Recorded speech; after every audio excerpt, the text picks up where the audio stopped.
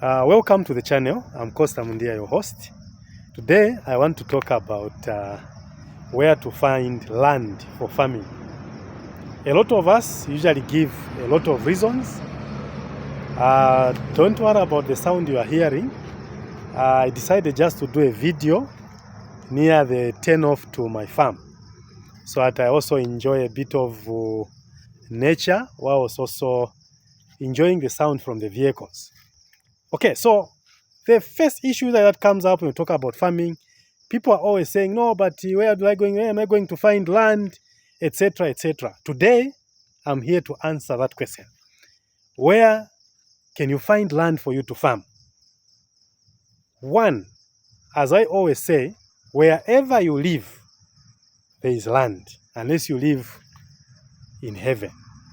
I've always said the real estate is the mother of all assets. Wherever you live, there is land, and that land can be utilized for some level of farming. Do not limit your mind by always thinking that you need a lot of land.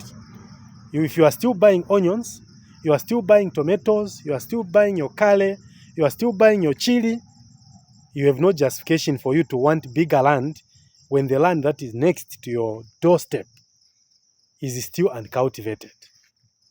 Therefore, the first place where we should find land for small farming processes or activities is actually our plots. So use that plot for you to start up a backyard garden, cut down on certain things that you are buying from the market, and that will actually help you and your family. So that is the first category. The second category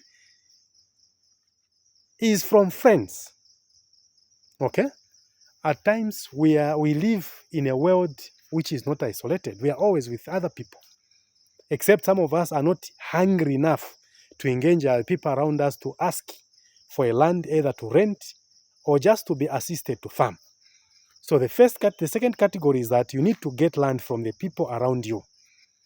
Ensure you talk to your neighbors, talk to your workmates, and talk to many other people that you live with within the community. They will tell you where you can find land, and at some, you even know them, they have pieces of land, request that you be assisted with land. So, quality relationship must also lead to quality land acquisition. If your relationships are all about people without land, then perhaps you are in a wrong cycle. You need to start thinking twice and improve the cycle. Because if in your cycle you are the best, then that cycle is a wrong cycle for you. It's not challenging, and it will not inspire growth for you. So the second category is amongst the people we live with. They could be churchmates, they could be workmates. Those are another category where we can find land for us to farm. Therefore, there should be no excuses. Let's go flat out, talk to these people, and land will be found. What is the third category? The third category is traditional land where we come from. At times we have what we call family lands.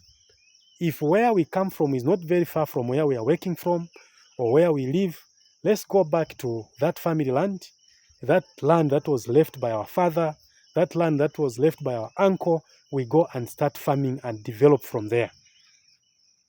That is the third category where you need to find. All of us have where we came from. If you don't have, start looking for your uncle, start looking for your grandmother, start looking for your relations.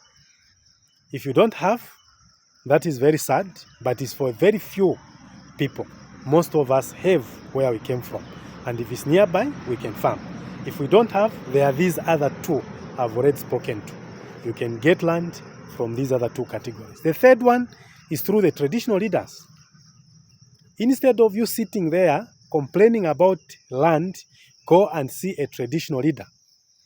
In some places like Zambia, you can easily access land through traditional leaders. You go and see a chief, or you go and see a village headman who will link you to the chief after identifying land, and you'll be able to buy. That land will remain traditional, but you can start your cultivation and start earning even before you legalize it into government land. So that is another category. Let's not rush, say, no, but now it's not illegal, it's not on title. Forget about those things. Move in and start cultivating. From your cultivation, you find monies to convert it into title. But the first thing you need to do is to move in and start farming. Okay. What is the other area that is remaining? The other area that is there is to purchase a piece of land for yourself. Okay. Now, as we talk about purchasing, we should not always think of 50 hectares, 80 acres, 40 acres. We can start by purchasing land that could be as small as an acre. There are things that you can do on different pieces of land. You can even buy a lima. I think we'll find time to discuss some of these differences. What is a lima? What is an acre? What is a hectare? And what kind of ventures you can put on these different pieces of land. However, I just want to caution you that you don't go into that denial where you think an acre will not help you, where you think a lima will not help you, where you think a hectare will not help you, unless you have vast land. Start small and start with what is possible. Otherwise, there are a lot of people that have a lot of farms in their minds, but they fail to make them real farms. Why? Because they always think impossibility. Why I think impossibility is because they always want to start big. But we are here to grow with you, and we shall advise you from time to time that it is possible to start in the very smallest way from your backyard, right into a lima, right into an acre, right into a hectares, and many, many hectares. There is business, farming business that can fit into all those different categories. Okay, so those are some of the areas where we can get land.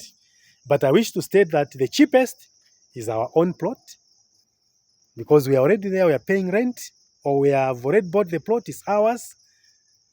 The next one, as we stated, might be the land that we acquire nearby. Perhaps the cost of going there and so on may not be more. That will also make it a little bit cheaper.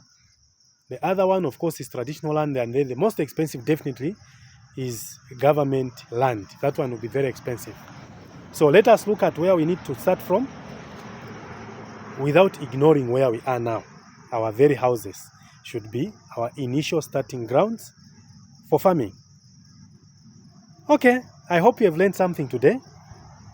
Kindly share this video if it has brought you a bit of knowledge, a bit of understanding on where you can get land. Kindly share it with your neighbor. Kindly share it with churchmate, your friend, so that they too can learn from it. Let's just make sure that we look at where we are going to start from. As I've said, let's share this video. Let's share this video with our friends, with our neighbors, with our families, so that they too can learn from whatever we are learning, if we are getting value from this video. In addition, don't remember to subscribe, smash that notification button so that you don't miss our next video upload. Bye-bye.